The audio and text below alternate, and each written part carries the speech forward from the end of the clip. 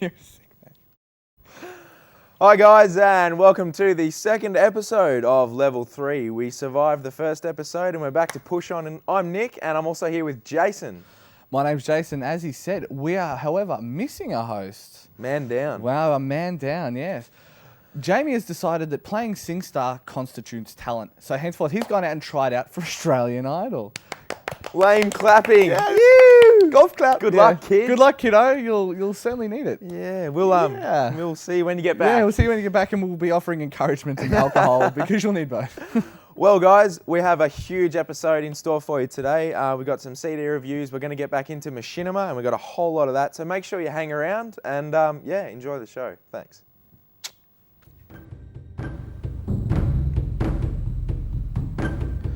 At the rate new games are released these days, we sometimes forget about the games sitting at home on the bottom shelf. Rise of Nations from Big Huge Games and Microsoft was created by Brian Reynolds, known for Civ 2 and Alpha Centauri.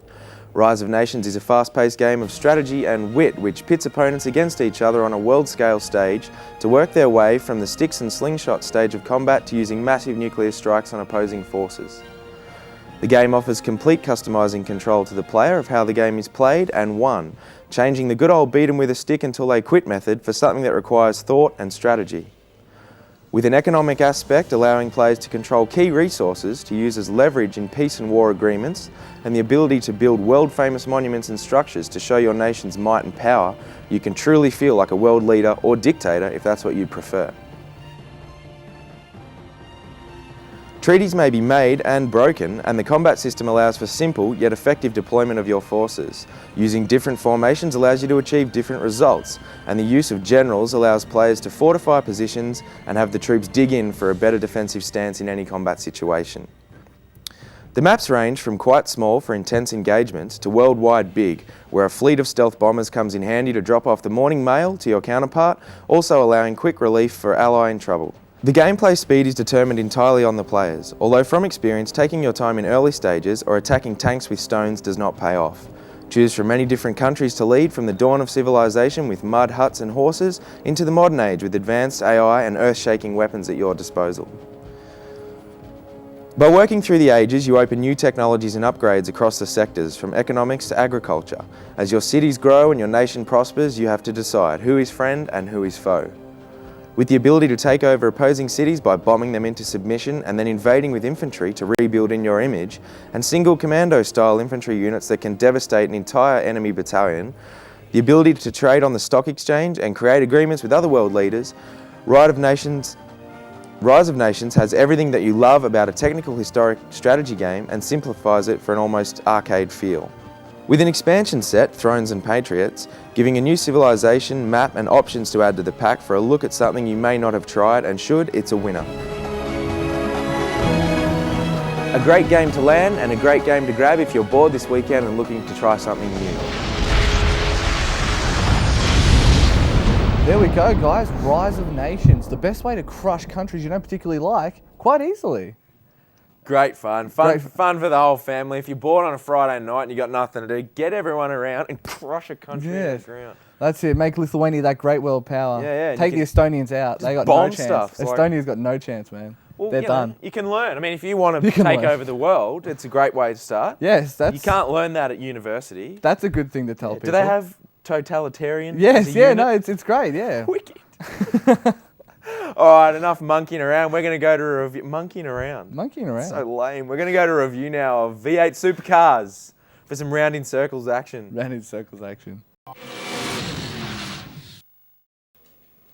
How you going, guys? Today we are here to talk about V8 Supercars 3 on the Xbox. So now we're at round 3 of V8 Supercars. What exactly is different? First of all, you've got the chance to go straight into the V8 Supercar Championship. Unlike the other two where you had to work your way up and work your way up, this one you can just go straight in, pick V8, you're into the 2005 season, take off, thank you very much. However, if you're not into the V8 Supercars, there's plenty of other meat on the carcass. From bar-yard buggies through to Formula 1, there's plenty of classes and championships for the racing enthusiast. If you don't know what you like though, you've always got the World Tour mode. The World Tour mode consists of a series of choices. You've got 2 different races you can choose from. Pick one, it branches again. Pick another one, branches again. So you might, for example, be given B-Spec 4-wheel drive and Formula 1000.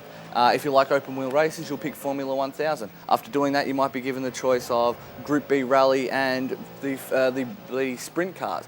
If you want to pick the sprint cars, you pick the sprint cars. You just keep going that way, and then you'll always find something that you like. For everyone else, you've got the Pro Championships, which is a series of races and championships from every different discipline of racing. So you've got the classics, the GT series, Formula One, the whole deal. So there's always something to be found that can be fun. The biggest addition is flags, however. So if you're going into a corner, going too fast, tap the rear of a car, you'll be given a caution. It stops people going all destruction derby and just smashing the hell out of everybody. There's not all good news though. The simulation engine is good, but it's not Forza Motorsport good. They just don't feel the same. They feel a little blocky. That said, however, it is still pretty good. I mean, off-road races don't feel like Formula One because that would just be silly, wouldn't it? Overall though, is it worth the time? If you're a fan of the V8 Supercar series, definitely yes. I mean, you've got a perfect recreation of the 2005 series, so you can just ram Lounsey all you want. If you're not a fan of the V8 series though, it's still pretty much worth it. With the amount of different races, different types, everything in this game, there is something that you're going to love and you're going to stick with forever. And if not, you can always try something new. Scoring, however, graphics easily 9. It's a pretty good looking game, especially for the Xbox, and it just really brings out the highlights of the actual console. The sound, 8.5. Easily, once again, the sound is really good, makes you feel like you're sitting there, greasy, dirty, sitting there in the pit lane. The other thing is the gameplay. The gameplay, as I said, good. It's no Forza, but it's still really good, which leaves us with an overall of 8.7. As I said, a really good game, not quite 9 material, but it's still really worth a look. Until next time, guys, my name's Jason. I'm just going to go show Lounsey how it's done.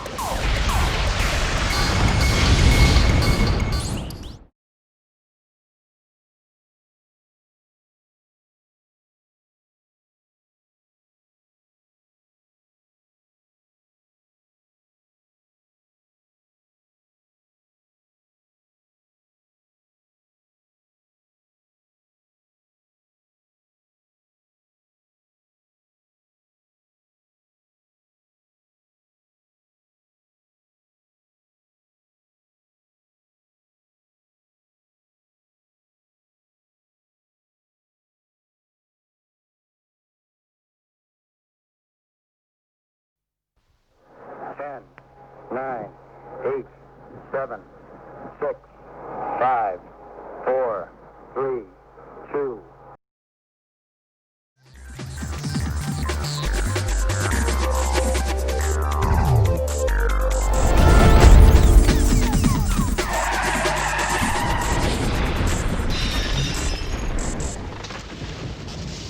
Crazy. Hey, going. Well, we're going to talk about machinima right now, and say it with me, guys. Machinima. You better get used to it because it's going to be big, especially in the nerd world. It's making movies using game engines. You could use a Half-Life engine or something like that.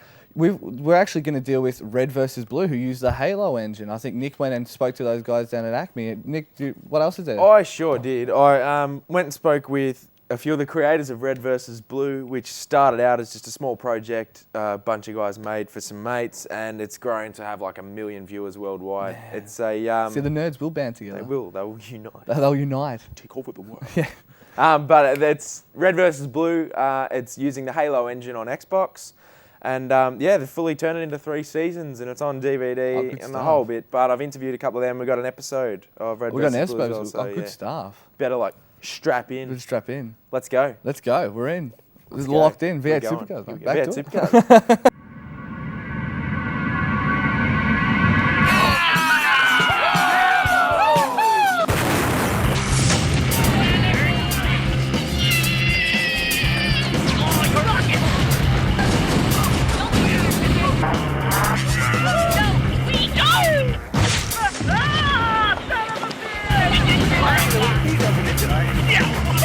Oh, son of a...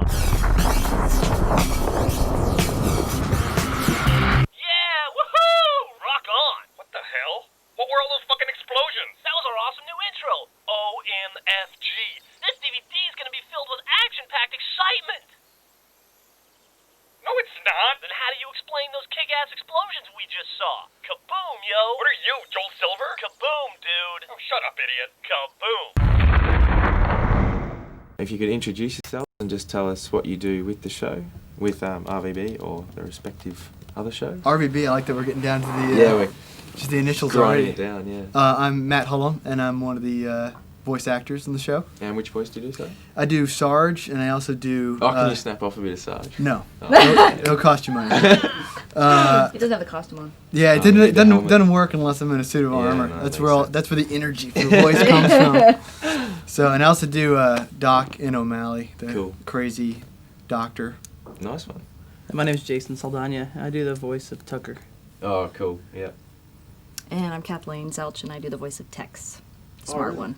For all those who have never played Halo or seen any of Red Are there versus people Blue, left who I haven't think there's played like Halo? 3 people, but they're not here. So Okay. But just in case, maybe explain a bit of how it all came about and a little bit about the game and the show and how you sort of went, hey, let's...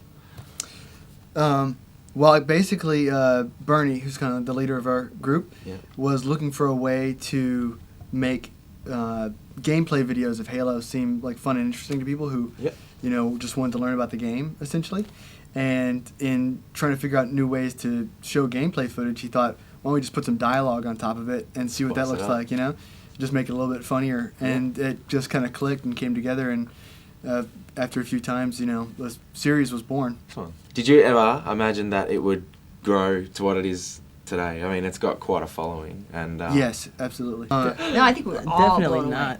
I Yeah. mean, the first time I ever recorded my audio for the first episode, it was on telephone. You know, we were Really? we weren't Right. taking it seriously That's at all. right. Bernie called me up and he was like, "Hey, will you be one of the characters in this show I want to do?" And I was like, "Yeah." And then he goes, "Okay." He's like, "Can I email you the script?" And I was like, "Sure." And then he was like, "Actually, hang on. I'm just gonna read you lines, and then you read them back to me right now on the phone." And it And was I was like, "Okay." And then that was episode 1. That's insane. Can you tell me about the Strangerhood? Yes. Strangerhood is a series we do in The Sims, Yeah. and it's intended to be like a parody of reality TV shows and sitcoms and kind of just an amalgamation of all of TV genres thrown together. Sort of meshed. Yeah. Nice one. You've done 3 shows, Red vs. Blue, Strangerhood, and Panics. Yep. Which has been easier to make and why? Red vs. I think Blue. Red vs. Blue's easiest to make, right? Yeah. Just the game engine is so the game simple engine- to utilize. It's really robust, and we know how to control the characters really well at this point, you know. Well, it's definitely a learning curve. Yeah. And there's no lip involved in it. sync in, And it's in there's that no lip either. sync. It's Oh, also yeah. on it's on a Hip-hop console, so we can put 4 characters on one Yeah, Xbox. And with simultaneously, Panics, we have to use a PC for each character. Okay. And then with Strangerhood, you don't have the direct control over the characters that you do. And Halo, you know, you can't They actually look like they're control. harder to Right, you've got to manipulate. like try to tell them where to go and hope that they follow your instructions. So. Yeah, that's the big difference there is like when we're doing the Strangerhood and the Sims, you know, you have to tell a character in the game what to do and you hope that it does it. Whereas when we're shooting Red versus Blue, we have to tell Jason what to do with the controller and we Up and hope that down. he does it. Are you restricted in your story ideas by what the game is capable of? Well, I guess we are in certain ways, you know, but we try to use that to our advantage, you know. Yeah. And I think a lot of the humor in the show for gamers has been, you know, either referenced or built around different elements of the game, you know. Yeah. There was a lot of jokes early on about capturing the flag. And, I mean, I think that, you know, if you're not interested in video games, it's still funny because, you know, there are ironic situations Yeah. and, you know, humorous elements. But It's if you're a fan really of... fun. It's legitly funny. Yeah, Like, well, we hope so. And you know, if you watch it, but you're a gamer, you get a whole other level of new layer. enjoyment.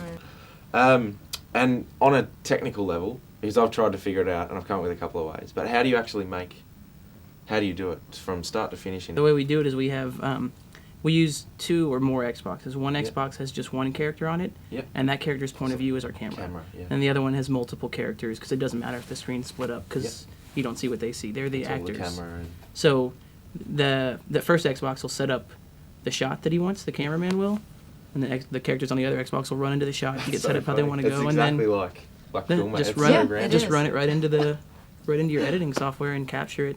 Yeah. Crop out the stuff and Look at it, make sure it works. Do you get much support from the corporation, like the people that you you're using their creations. Bungie and Microsoft. Yeah, Microsoft and Bungie. Do they help you or? They've been extremely supportive, Yeah. yeah. And our first actual paying work ever came from them. We did these videos that would play in the video game kiosks that they have in the major retail stores in the States. For Halo. And they hired us to do those. They've been extremely progressive and extremely helpful, which we really appreciate. Going back to the video. website. Red vs. Blue has been compared to everything from Clerks, Seinfeld to Star Wars. What movies or TV shows do you think actually influenced the writing of the show? Of Red versus Blue? Yeah. Gosh, that's a good question. Yeah. Probably a better I would say question for Bernie. Clerks, Yeah. Star Wars, and Seinfeld. Nice one. Big tick there. And what's the one I always like to say that Bernie ripped off? Ripped off? Dark Star. Dark Star. Dark- A movie Yeah. called Dark Star. Dark John Star. Carpenter's Haven't- first Yeah. or second film. And so there is the influences, and they're kind of, you can see them, and I can. I don't. Yeah. Bernie denies it. I didn't deny it. But Yeah. I don't know. I think that Red versus Blue, even though it's set in a shoot 'em up, kind of Yeah. world, it's still mainly like jokes about bureaucracy. It's kind of like the, I guess in some ways like The Office if it was set in in that world. Yeah.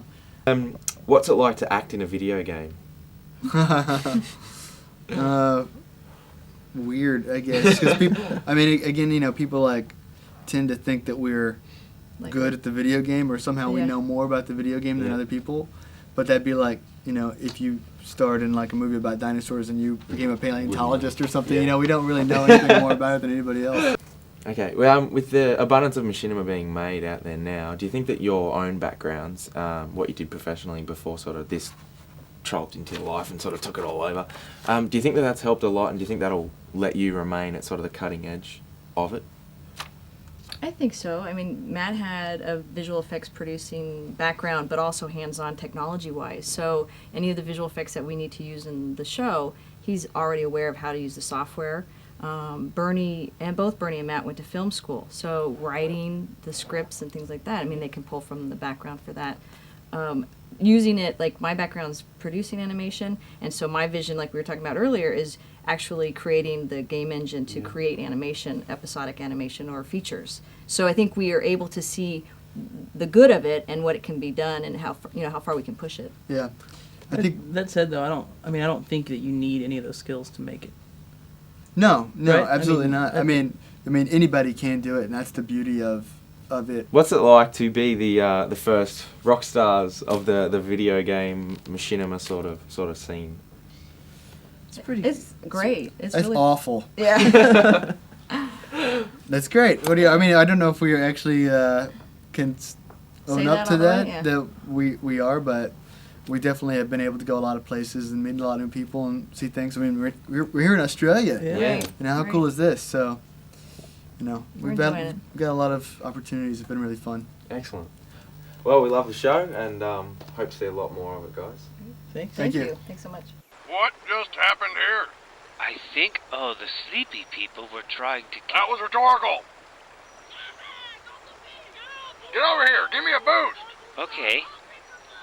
You are a good person, and people say nice things about you. Not a morale boost, moron. A physical one. I need to see what's in that window.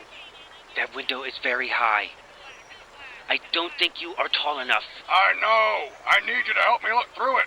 I don't think I am tall enough either. Also, my head is round. That window is square. Come here, you. Whoa! What do you see? I see a room. And what's in the room? There are some walls and some ceilings. Wait, just one ceiling. What's making all that racket? Kill the rats! Kill the rats! Kill the rats! Kill the rats! Kill the rats! You are not going to like it. Caboose, I have a very bad feeling about... What's that?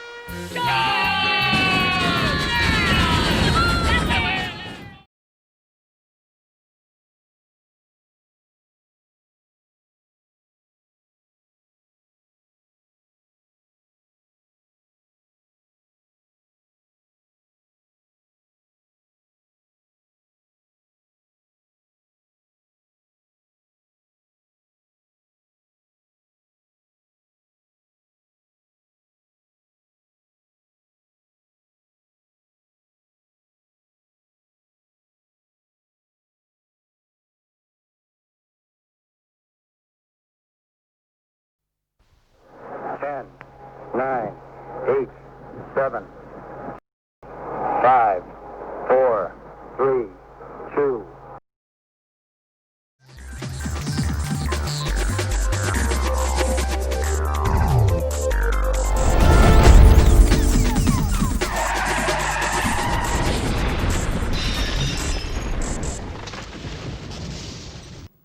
Welcome back to the show, guys. We're going to go on with Beatdown, Fists of Vengeance. Fist of Vengeance. Not just normal fist, of vengeance. Vengeance, it's vengeance on the fist. Now, if it were to be a machinima, what kind of movie do you think it would make? It'd probably be some crap movie with like Trip Williams and Michael Rooker and...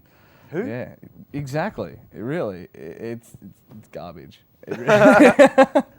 Well, let's go check it out. We're going to go with our very own Australian idol, Jamie. Yeah, what about him? Take it away, my friend. Las Sombras. For decades, the city was a war zone.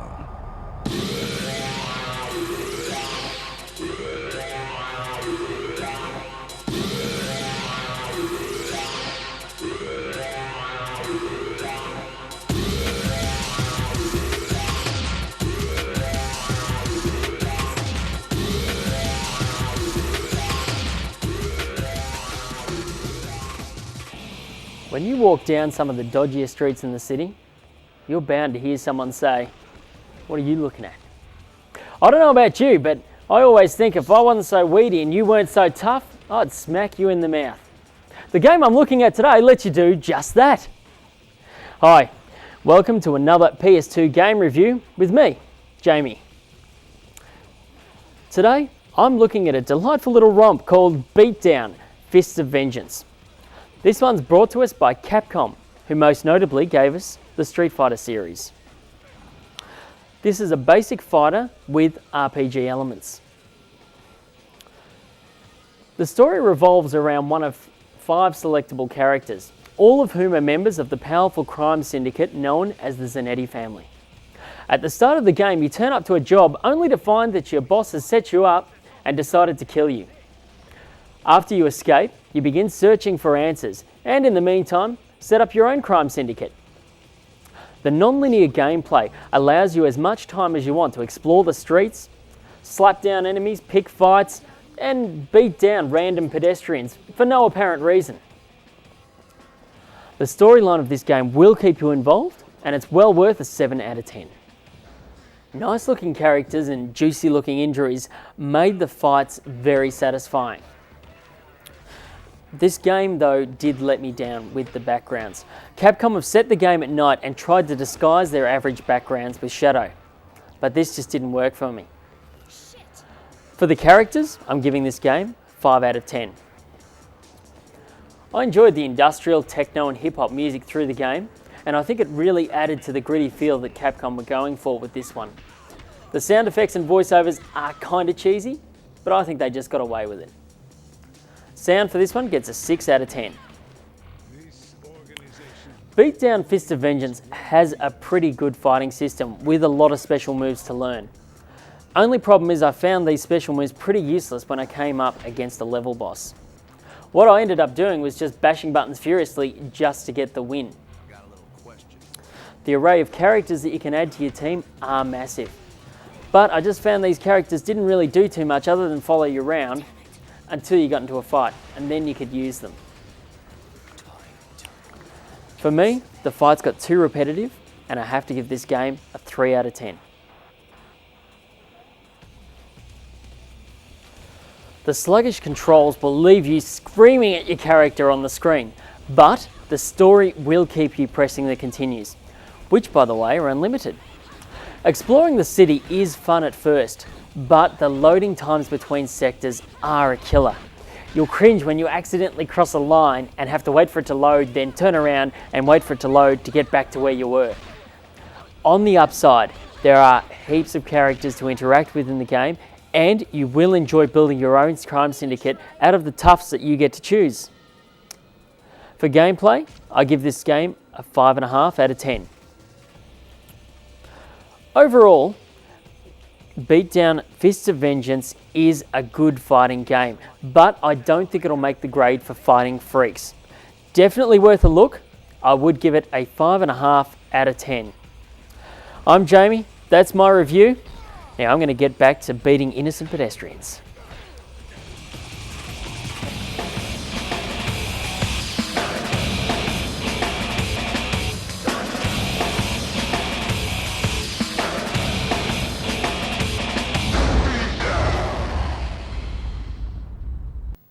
We've reached the end of our second show. We are rolling along like a locomotive now. We are doing well.